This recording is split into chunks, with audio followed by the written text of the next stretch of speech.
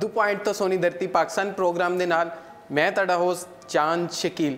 नाजरीन, अज साडे नाल स्टूडियो दे विच जो मेहमान मौजूद ने उन्हां दा जन्म कसूर दे इलाके कंगनपुर विच होया, पर वो अजकल लाहौर दे विच रह रहे ने और Government Islamia College Railway Road विच पढ़ा भी रहे ने। चेयरमैन शोभा पंजाबी ने उत्थे और ये नाल नाल बहुत खूबसूरत इंसान, बहुत ही खूबसूरत शायर भी ने। असी उन्हां कोलों अज शायरी भी सुनांगे और ये नाल नाल पाकिस्तान दे तलीमी निज़ाम दे हवाले नाल गलबात करांगे। मेरी मुराद जनाब डॉक्टर प्रोफैसर आबाद नबील शाद साहब। अस्सलाम वालेकुम सर जी। वालेकुम अस्सलाम सर, बहुत मेहरबानी तुसी तशरीफ ले आए साडे प्रोग्राम दे विच। साडा जिथे भी पंजाबी दी खिदमत लई कोई भी प्रोग्राम हुंदा है तो मैं तो उन्होंने अपना फ़र्ज समझना कि अगर कोई बुलावे तो असी अपनी मादरी जुबान की खिदमत करदे होया उत्थे जाके तो पंजाबी च गल जरूर करने हैं। बहुत शुक्रिया उर्दू पॉइंट का और सोनी धरती प्रोग्राम का कि उन्होंने बुलाया और अपनी गलबात करने का मौका दिता। जी मेहरबानी सर। अच्छा सर, चूँकि सियासी माहौल जिहड़ा मुल्क का थोड़ा जिहा तब्दील होया और इस तब्दीली नूं जिहड़ी आई है तुसी किस तरह देखते हो इनू? मैं समझना जी बहुत मुस्बत और पॉजिटिव तब्दीली है। जिमें जिमें लोगों के शौर वध रहा है, एजुकेशन वध रही है, उन्होंने अपने हकों की पछाण हो रही है, उन्होंने सच्चाई की पछाण हो रही है और वो बहुत बालग हो रहे हैं। ये मीडिया का बहुत बड़ा रोल है और वो लोग जिहड़े इस धरती का खा के इस धरती की गल नहीं करते और इस धरती के आम लोगों की गल नहीं करते, वो लोग जरूर रिजैक्ट होने चाहिए ने और नवे लोग आने चाहिए ने जिहड़े इस धरती के नाल जुड़े हुए होण और इस धरती के लोगों की गल करन, आम लोगों के मसलियां नूं हल करन, साडे टैक्स का पैसा लैके साडे ते जरूर कम अज़ कम खर्च करन और इस करके नुमाइंदियां नूं बदलदियां रहना चाहिए और शख्सियत परस्ती नहीं होनी चाहिए। मैं ज़ाती तौर पर समझना और एक बालग और पढ़िया लिखिया बंदा जिहड़ा है उन्होंने ये चाहिए कि वो जरूर वेखे कि किहड़ा नुमाइंदा जिहड़ा है वो साडे लई की कर रहा है और वो साडे मजमूई हक जिहड़े ने उन्हां लई अपना की रोल अदा कर रहा है। लिहाजा इस वारी जिहड़ी तब्दीली आई है इनू असी जरूर वेखांगे कि आने वाले दौर दे विच ये आम लोगों लई की कुछ करदी। ज़बरदस्त सर, बहुत अच्छा तुसी तज्जिया पेश किया। अच्छा सर, तुसी माशाल्लाह MA एजुकेशन भी किया, लॉ भी किया और पंजाबी वाल आने की वजह की कि तुसी पंजाबी वाली?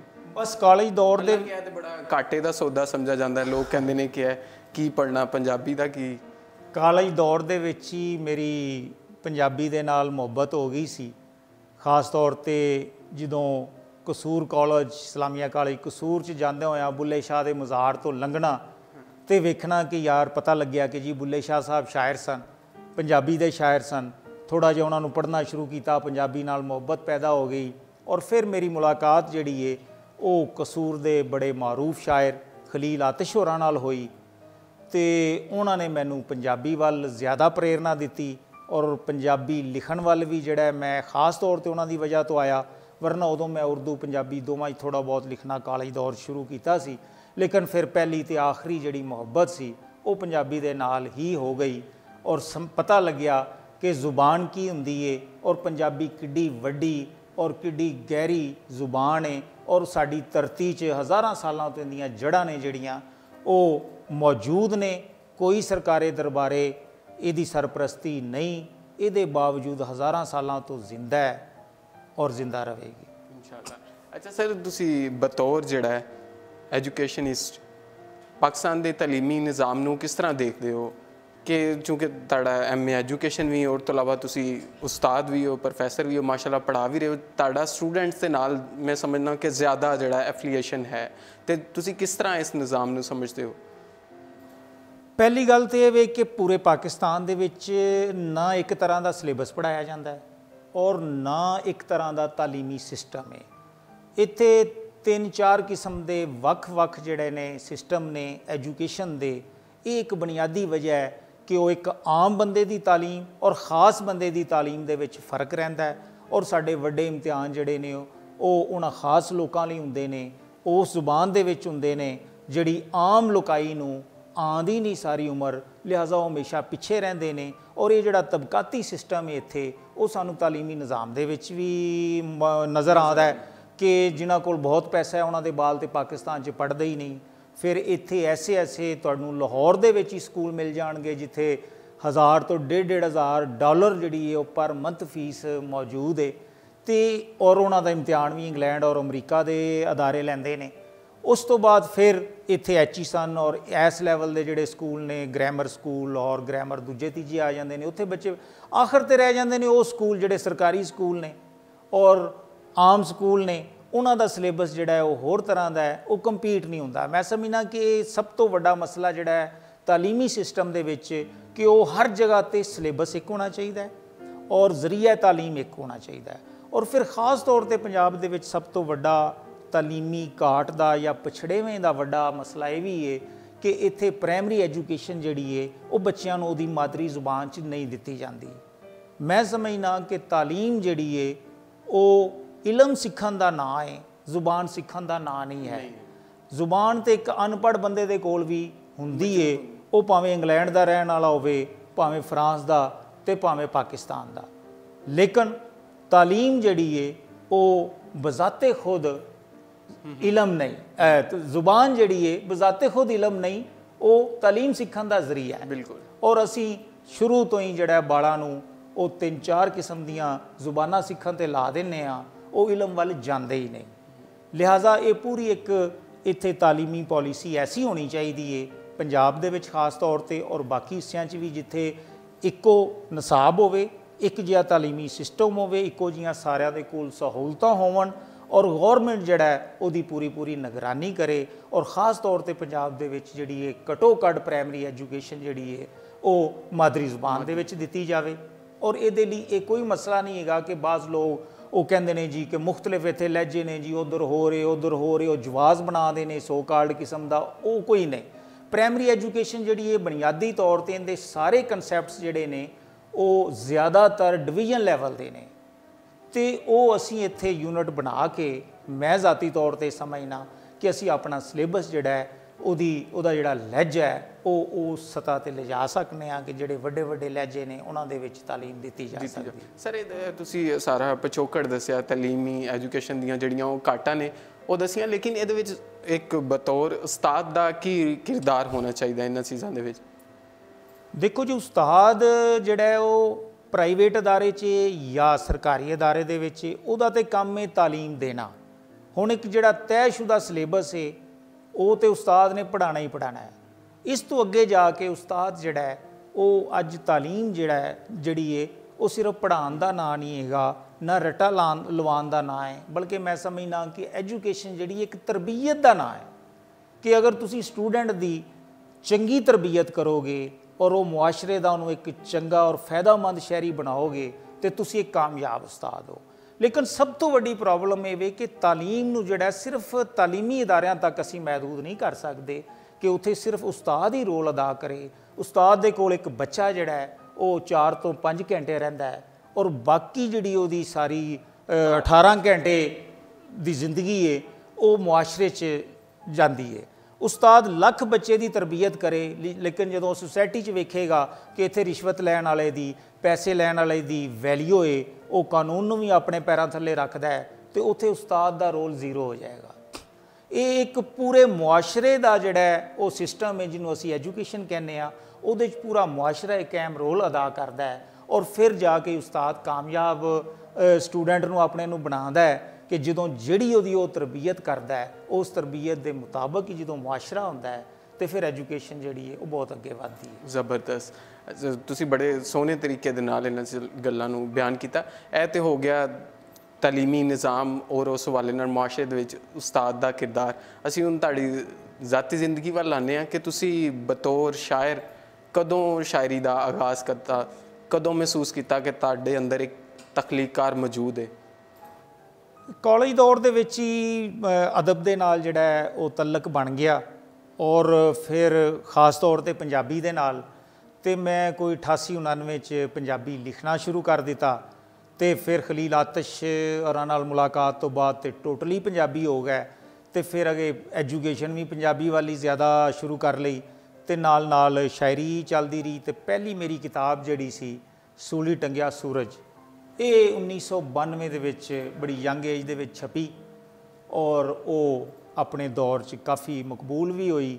ਔਰ ਉਸ ਤੋਂ ਬਾਅਦ ਦੂਸਰੀ ਮੇਰੀ ਕਿਤਾਬ ਕੋ 12 ਸਾਲ ਬਾਅਦ 2003 'ਚ ਗਜ਼ਲਾਂ ਦੀ ਕਿਤਾਬ ਛਪੀ। ਪਹਿਲੀ 'ਚ ਨਜ਼ਮਾਂ ਵੀ ਸਨ ਤੇ ਗਜ਼ਲਾਂ ਵੀ। ਦੂਜੀ ਕਿਤਾਬ ਦਾ ਨਾਂ ਸੀ ਜਾਗ ਪਿਆ ਅੰਦਰ ਦਾ ਮੌਸਮ। ਔਰ ਫਿਰ ਮੇਰਾ ਜਿਹੜਾ ਸੀ PhD ਦਾ ਮਕਾਲਾ ਉਹ ਪਿਲਾਕ ਨੇ ਛਾਪਿਆ, ਪੰਜਾਬੀ ਵਿੱਚ ਆਪ ਬੀਤੀ ਦੀ ਰਵਾਇਤ। ਸ਼ਾਇਰੀ ਮੈਂ ਘੱਟ ਕੀਤੀ ਹੈ, ਥੋਕ ਦੇ ਹਿਸਾਬ ਨਾਲ ਨਹੀਂ ਲਿਖਿਆ। ਔਰ 2003 ਤੋਂ ਬਾਅਦ ਕੋਈ ਹੋਰ ਕਿਤਾਬ ਅਜੇ ਤੱਕ ਨਹੀਂ ਛਪੀ। ਬਸ ਇਹ ਅਦਬ ਮੈਂ ਸਮਝਦਾ ਕਿ ਤੁਹਾਡੇ ਅੰਦਰ ਦੀ ਇੱਕ ਤਰਬੀਅਤ ਹੁੰਦੀ ਹੈ। ਸ਼ਾਇਰੀ ਜਾਂ ਕੋਈ ਫਨਕਾਰ ਜਿਹੜਾ ਉਹ ਅੰਦਰੋਂ ਹੁੰਦਾ, ਉਹ ਚੀਜ਼ਾਂ ਨੂੰ ਦੂਜਿਆਂ ਤੋਂ ਹਟ ਕੇ ਵੇਖਦਾ, ਮਹਿਸੂਸ ਕਰਦਾ ਤੇ ਫਿਰ ਉਹਨੂੰ ਉਹ ਲਫ਼ਜ਼ਾਂ ਦਾ ਬਾਨਾ ਪਵਾਉਂਦਾ। ਉਹ ਨਜ਼ਮ ਲਿਖੇ, ਉਹ ਗਜ਼ਲ ਲਿਖੇ, ਉਹ ਕਹਾਣੀ ਲਿਖੇ, ਉਹ ਨਾਵਲ ਲਿਖੇ।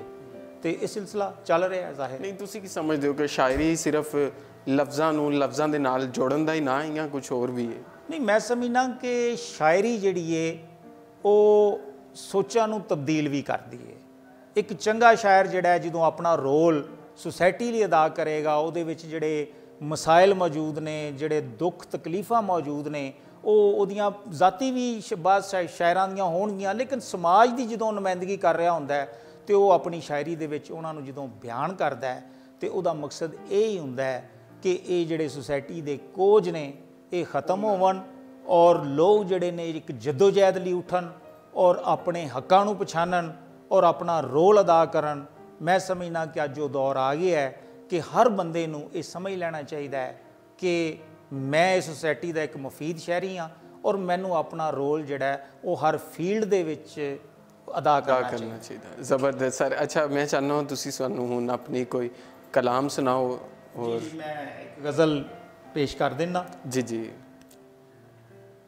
ਅੱਖ ਬੂਵੇ ਤੇ ਕੁੰਡੀ ਚਾੜੀ ਹੋਈ ਏ,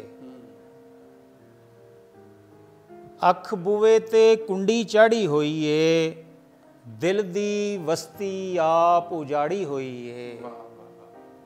ਮੇਰੇ ਵਾਸਤੇ ਤੈਨੂੰ ਲਿਖ ਲਾਂ ਖੁਰਚਦਿਆਂ, ਮੇਰੇ ਵਾਸਤੇ ਤੈਨੂੰ ਲਿਖ ਲਾਂ ਖੁਰਚਦਿਆਂ, ਮੈਂ ਤੇ ਕਿਸਮਤ ਮੁੱਠ 'ਚ ਤਾੜੀ ਹੋਈ ਹੈ। ਵਾਹ ਵਾਹ ਵਾਹ ਵਾਹ ਵਾਹ ਵਾਹ, ਜ਼ਬਰਦਸਤ ਜ਼ਬਰਦਸਤ। ਤੇ ਮੈਨੂੰ ਮੌਤ ਦਾ ਖੌਫ ਭਲਾ ਕੀ ਆਖੇਗਾ, ਮੈਂ ਜੁੱਸਾ ਕੀ ਰੂਹ ਵੀ ਸਾੜੀ ਹੋਈ ਹੈ।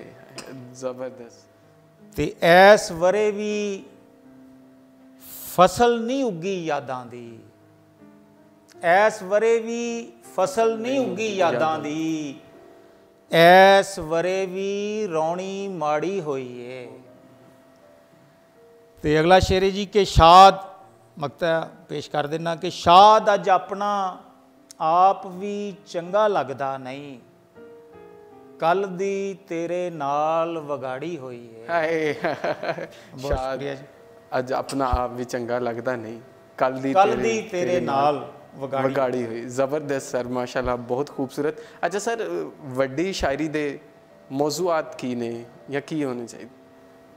ਮੈਂ ਸਮਝਦਾ ਕਿ ਸ਼ਾਇਰੀ ਇੱਕ ਤੇ ਸ਼ਾਇਰ ਦੇ ਅੰਦਰ ਦੇ ਜਜ਼ਬਿਆਂ ਦਾ ਇਜ਼ਹਾਰ ਹੈ, ਉਹਦੀ ਜ਼ਾਤੀ ਜ਼ਿੰਦਗੀ ਜਿਸ ਤਰ੍ਹਾਂ ਗੁਜ਼ਰ ਰਹੀ ਹੈ ਉਹਦਾ ਉਹ ਆਪਣੀ ਸ਼ਾਇਰੀ 'ਚ ਇਜ਼ਹਾਰ ਕਰਦਾ ਹੈ।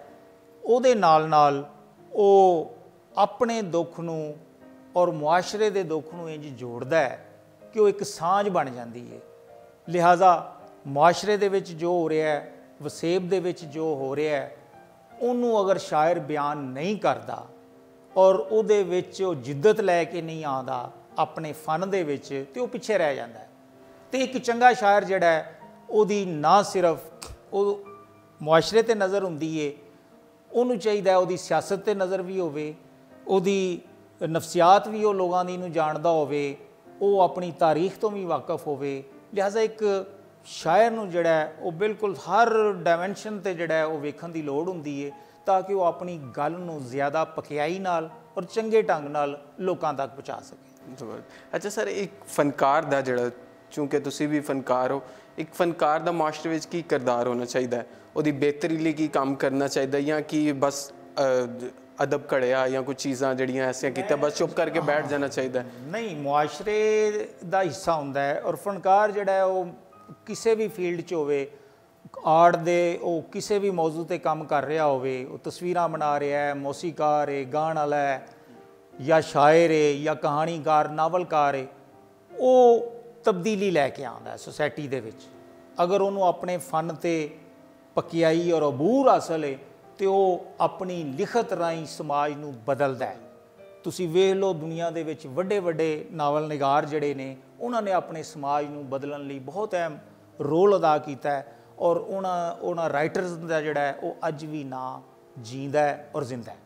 ਲਿਹਾਜ਼ਾ ਇੱਕ ਫਨਕਾਰ ਜਿਹੜਾ ਹੈ ਉਹ ਭਾਵੇਂ ਐਕਟਿੰਗ ਕਰ ਰਿਹਾ ਹੈ ਤੇ ਉਹ ਆਪਣੀ ਐਕਟਿੰਗ ਦੇ ਜ਼ਰੀਏ ਵੀ ਐਸੇ ਤਨਜ਼ ਔਰ ਐਸੇ ਕੰਮ ਕਰਦਾ ਹੈ ਕਿ ਉਹ ਮੁਆਸ਼ਰੇ ਦੇ ਵਿੱਚ ਜਿਹੜਾ ਤਬਦੀਲੀ ਦਾ ਬਾਇਸ ਬਣ ਸਕਦਾ ਹੈ। ਜ਼ਬਰਦਸਤ, ਬਹੁਤ ਸ਼ੁਕਰੀਆ ਸਰ, ਤੁਸੀਂ ਤਸ਼ਰੀਫ ਲਿਆਏ। ਅਸੀਂ ਤੁਹਾਡੇ ਕੋਲੋਂ ਬਹੁਤ ਸਾਰੀਆਂ ਗੱਲਾਂ ਜਿਹੜੀਆਂ ਕਿ ਅਸੀਂ ਪਹਿਲੇ ਨਹੀਂ ਸਾਂ ਜਾਣਦੇ ਉਹ ਸਿੱਖੀਆਂ। ਯਕੀਨਨ ਸਾਡੇ ਦੇਖਣ ਵਾਲੇ ਵੀ ਇਹਨਾਂ ਚੀਜ਼ਾਂ ਤੋਂ ਬਹੁਤ ਕੁਝ ਸਿੱਖਣਗੇ। ਡਾਕਟਰ ਸਾਹਿਬ ਨੇ ਬੜੇ ਤਫਸੀਲ ਦੇ ਨਾਲ ਜਿਹੜਾ ਪਾਕਿਸਤਾਨ ਦਾ ਜਿਹੜਾ ਐਜੂਕੇਸ਼ਨ ਦਾ ਨਿਜ਼ਾਮ ਹੈ ਉਸ ਵਾਲੇ ਨਾਲ ਗੱਲਬਾਤ ਕੀਤੀ ਔਰ ਫਨਕਾਰ ਦਾ ਇਸ ਮੁਆਸ਼ਰੇ ਦੇ ਵਿੱਚ ਕੀ ਕਿਰਦਾਰ ਹੋਣਾ ਚਾਹੀਦਾ ਹੈ, ਸ਼ਾਇਰੀ ਕੀ ਹੈ। ਔਰ ਮੈਂ ਸਮਝਣਾ ਵਾਂ ਬਹੁਤ ਸੋਹਣੀ ਗੱਲਬਾਤ ਕੀਤੀ ਡਾਕਟਰ ਸਾਹਿਬ ਨੇ ਔਰ ਅਸੀਂ ਆਸ ਕਰਦੇ ਹਾਂ ਤੁਹਾਨੂੰ ਅੱਜ ਦਾ ਪ੍ਰੋਗਰਾਮ ਵੀ ਬਹੁਤ ਪਸੰਦ ਆਇਆ ਹੋਣਾ। ਇਹਦੇ ਨਾਲ ਹੀ ਆਪਣੇ ਹੋਸਟ ਚਾਂਦ ਸ਼ਕੀਲ ਨੂੰ ਇਜਾਜ਼ਤ ਦਿਓ। ਲੈ ਆਓ ਯਾਰ ਹਵਾਲੇ ਰੱਬ ਦੇ, ਮੇਲੇ 4 ਦਿਨਾਂ ਦੇ, ਉਸ ਦਿਨ ਈਦ ਮੁਬਾਰਕ ਹੋਸੀ ਜਿਸ ਦਿਨ ਫੇਰ ਮਿਲਾਂਗੇ।